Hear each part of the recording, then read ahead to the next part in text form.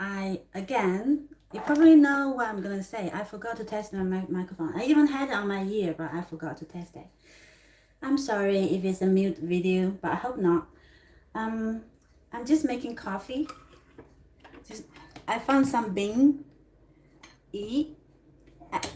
So I ground it in here. I really like this little machine to make fresh coffee. So do you like the cover photo? It's not a photo. The cover picture. It's a roadside of in Braemar, somewhere in near Braemar or Barlet. It's the Queen got a castle there.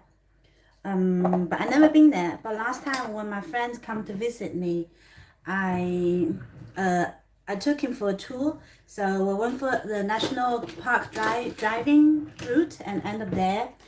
And so we stopped after we see the Queen sign. Had a look and I took a photo. I penned that picture on silk scarf. It's not because it's a Queen's place. It's because that was 4 years ago. I was completely lost my identity um, 3 times in my life, and now, okay, I lost my identity 3 times in my life, so it's quite a bit now. I think in that way.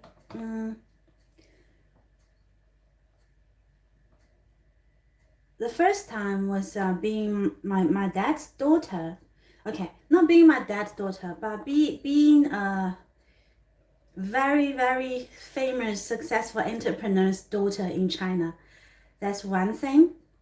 I lost it because my dad's business, because for some political reasons, it didn't last after 2005. So I was completely lost. And then my second time, I lost it as someone's wife because after I married someone, I moved to Scotland, and then I was somebody's wife. So this is the second time. Well, I said the third time. Sorry, now I'm on my third opportunity. So have I lost it 3 times? No, this is the third time. In Chinese expression, we say 事不过三 means usually things won't happen. The third time will be the last time. So this time, I don't think I will lost it. I will lose it. There's no way I'm going to lose this one because I built this one all by myself. The first 2 times I lost because it was related to somebody gave me. I have to exist in that identity by being somebody. So the first time was being someone rich's daughter. The second time was being someone's wife. So they have. So if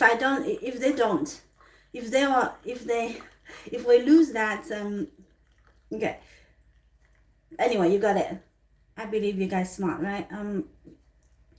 So I lost it twice. Not the third time. I'm building it myself, and I've cooked as well this morning. It's been crazy, busy morning. Not really.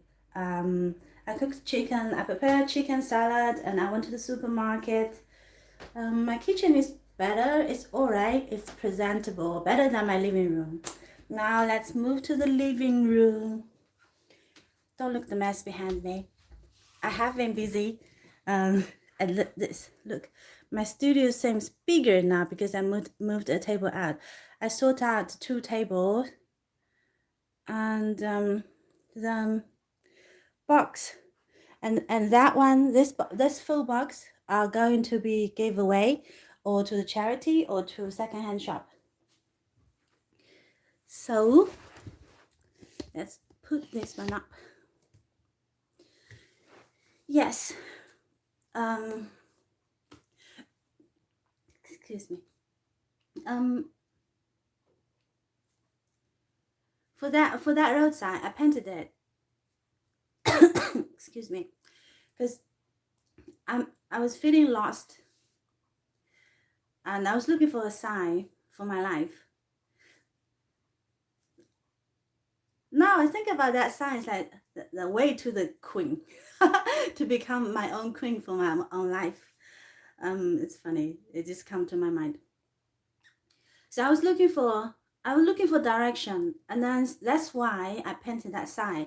It's on silk scarf, and I wrote a number everything. It was because when it's a road sign, all of my paintings are related to my personal life, everything.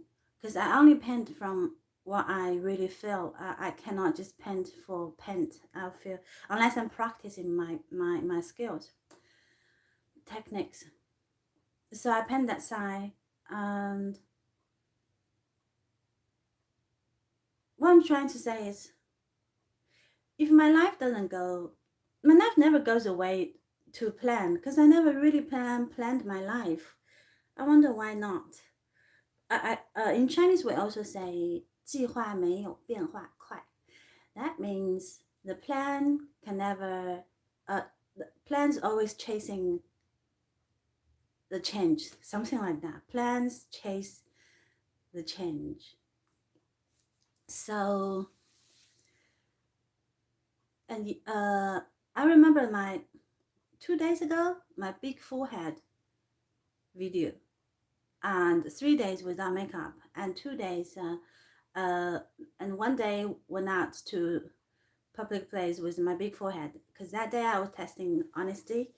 I was trying to, I want to say, if I want to put my makeup on, I want to make my hair look fine, then because it's a choice. I just want to confirm myself. I'm able to be confident even without my makeup, even with my forehead, because I was practicing honesty. So not for other people, but for myself. I feel I can, when I'm more honest with myself, I feel I can be more real. But be more real doesn't mean I have to have my big forehead out all the time like that. Even those what's in there, in Chinese say big forehead is intelligence. I doubt it, because they look like tofu. What I'm gonna do today, I don't know. Yesterday I set up the computer, two computers, and I was organizing things until 12 o'clock, and I met my neighbor in the garden when I sneaked out for a cigarette. I bought a pack of cigarettes yesterday. I went to play tennis, and then we sit in the park and I had some sandwich after playing, a sandwich and a bottle of beer, because and then because we both were driving, so we can only have one bottle. So we had a bottle of beer, and every time when I used to smoke. I smoked when I was 12. From 12, I never stopped until 4 years ago. 5 years ago. The reason I started smoking was after I moved. My mom sent me to my dad's city, and my stepmom. My life was miserable. Anyway, my my dad was running that time. His business wasn't as big. He was running the second biggest hotel in the city.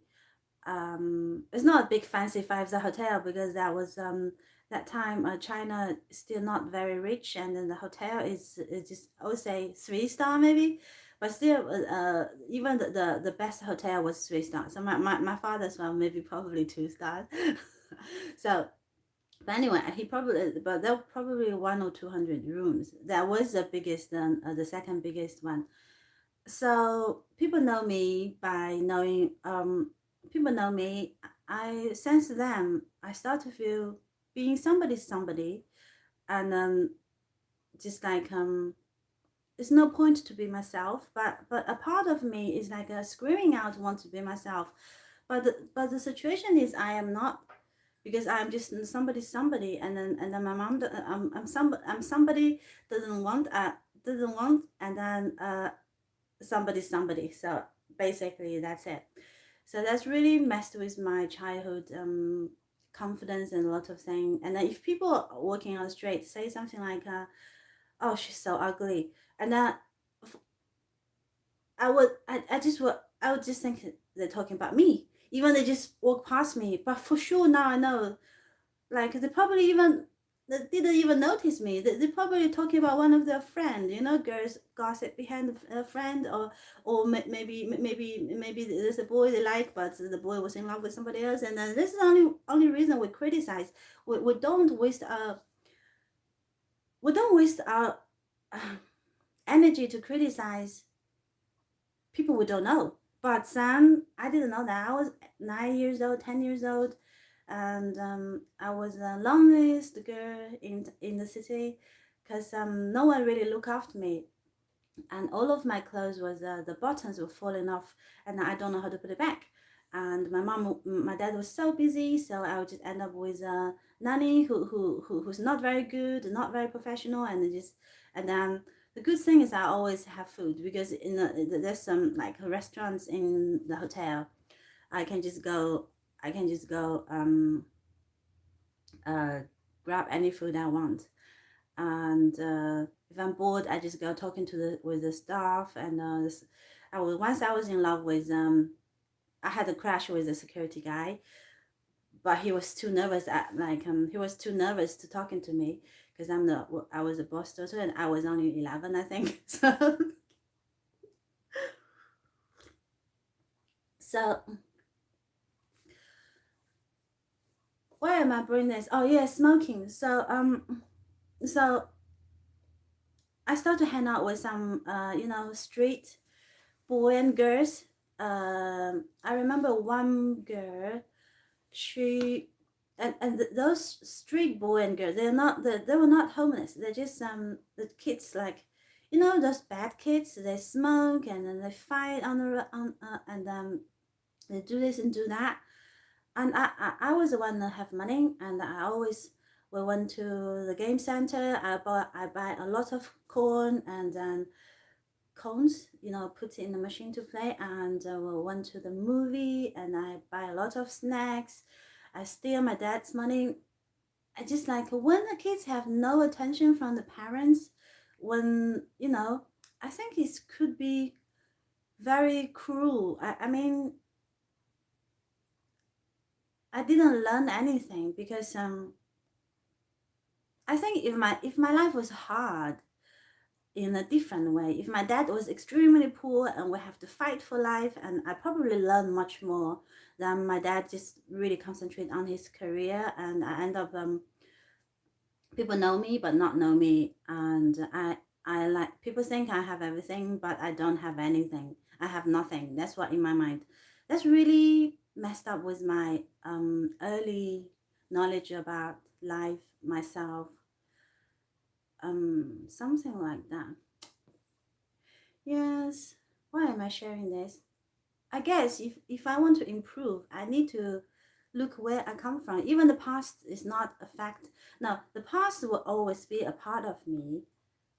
I think everyone's past is already like a part of the themselves. Like I will not be me without my past, and you will not be you without your past. Why is that? Let's say you see this chair here. The wood, the curved, like to make it useful, but it come from a forest, right, or a tree, and that tree is this chair's past, and without that tree this chair wouldn't be exist. Even it nothing look like the tree, but that tree is a part of this chair. That tree's story is a part of this chair's story. See?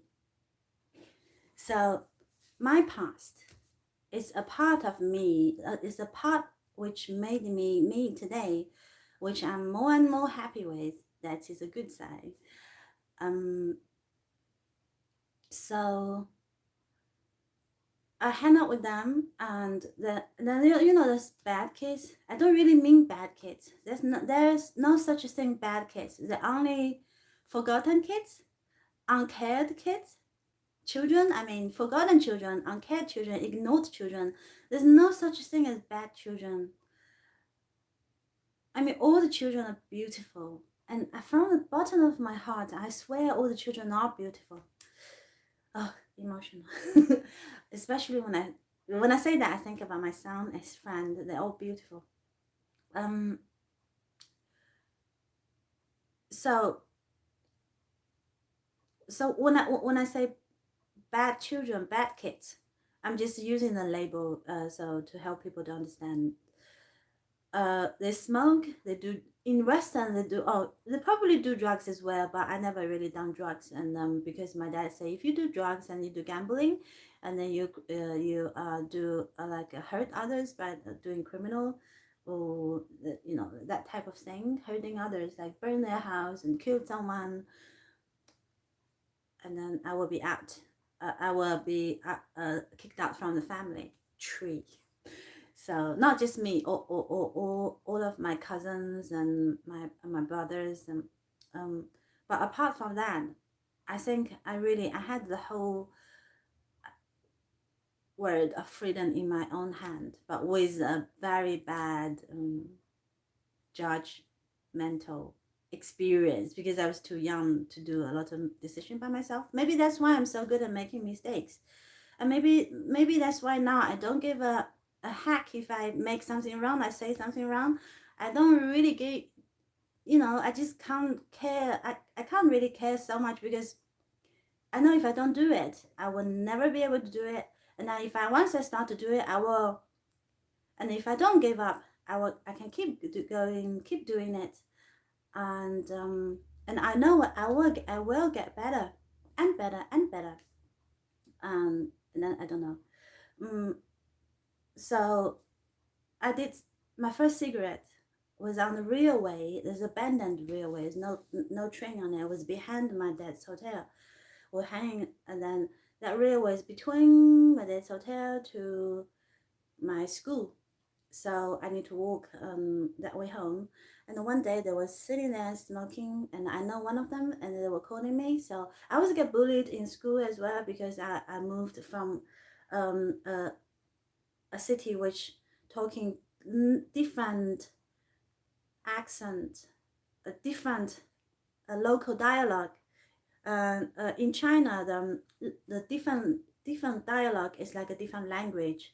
It's very very different, and I wouldn't be able to understand them.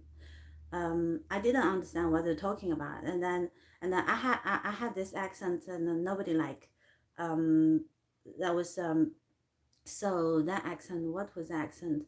Why nobody liked this? Yeah, because my dad's my hometown is from Sichuan, and at that time people hate people from Sichuan because they work so hard, and they work because they work hard, and the population is really big, so they have to move out from their original province,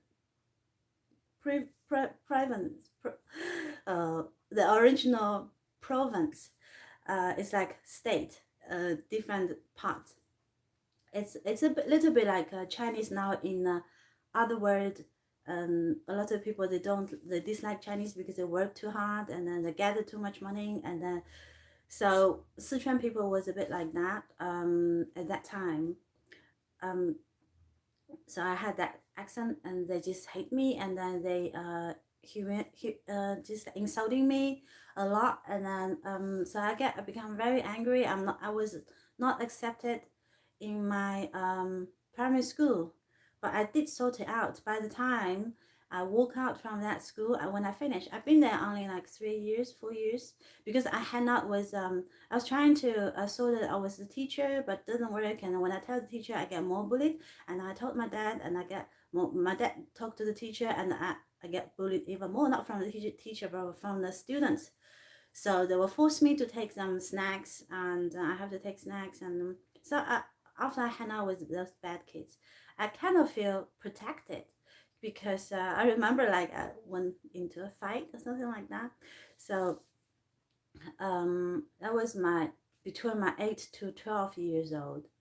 That was the time I realized I need to talk to myself, or I just get um, bullied all the time. But this a part of me would never want to get bullied, and I don't know where's that part of confidence come from.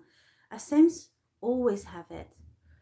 I just feel the feeling is like I'll be fine and I'll be broken, I'll be hurt, but what a big deal.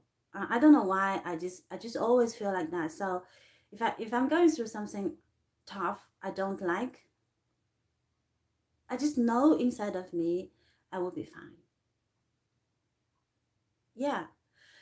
So so I started to smoke from them because smoking gave me a feeling like I'm protected, and when I'm smoke I'm strong.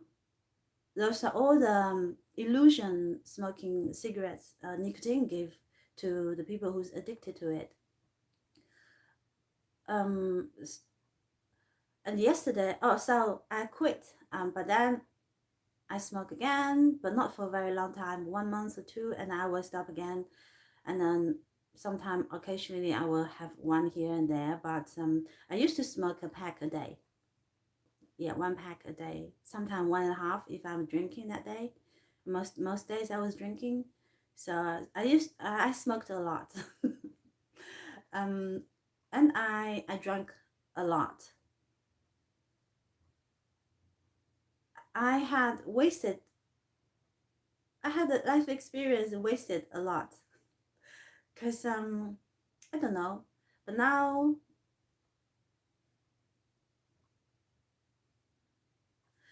so this is how woman talks, right? In circles. So I met my neighbor in the garden. I was smoking. And she said, "That's not gonna help." I said, "I know."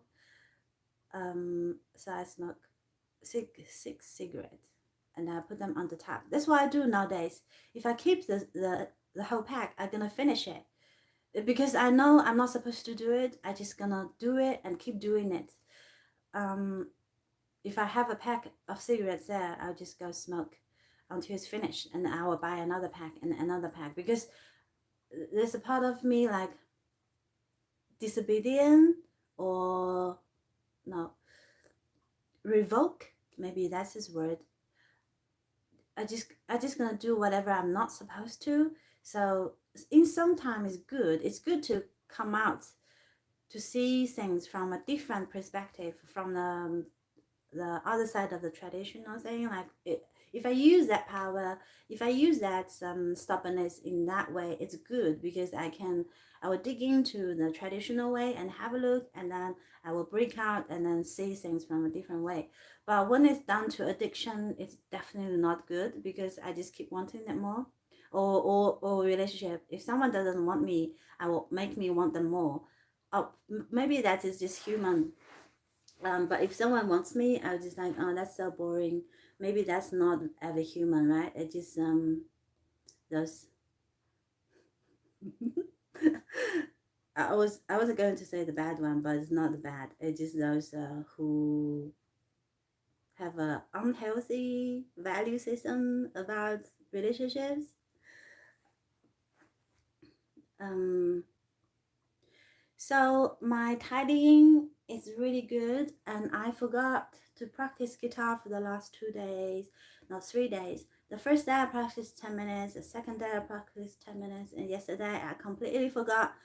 And when I remember it, it was too late. So when we talk about self-improvement, I think the most important thing to start with is to be honest with yourself from toe to the top of your head. That's what I'm doing. It's like stripping naked before you put clothes back down again, and you know what you're trying to hide there, and then you live with it, and you say, "Yes, I'm like that." Um, so I'm quite happy with this process. 34 days. I'm proud of myself. Sometimes I have doubts. So I have doubts here and there. But in general, I think it's improving, so I'm quite happy. And today my son's coming back, and his dad, my ex, will be here as well. We're gonna have a team lunch, which we have twice every month. Now we have the team lunch, um, and then the rest of the day I will do more organizing. I don't know how many days I'm looking. Oh, I found that book. I was listening to a book. It's written by a Japanese lady. She's doing cleaning therapy. That's really helpful. If I can find the English version, I will link it in down the description. Yeah, that book. I think anyone who wants to that book is basically is through tidy, cleaning, organizing the physics things to reach out, self-love, self-acceptance, and self-love, self-respect. So that's a really good book. Um, okay, I'm gonna go and find the link and then put it down there. And today I have this full box and some more in the shed out there. That's it. Um, I was going to say, if you see this video to the end, let me know, because I don't know if anyone's watching or not. It's not like it's gonna change me, but then if we are doing it together, it kind of it would be quite nice. Now, I would like to know, because that's it's always now we have someone working together than just yourself. It's kind of empower me. Wow, if nobody's watching, it's fine. Thank you. Bye.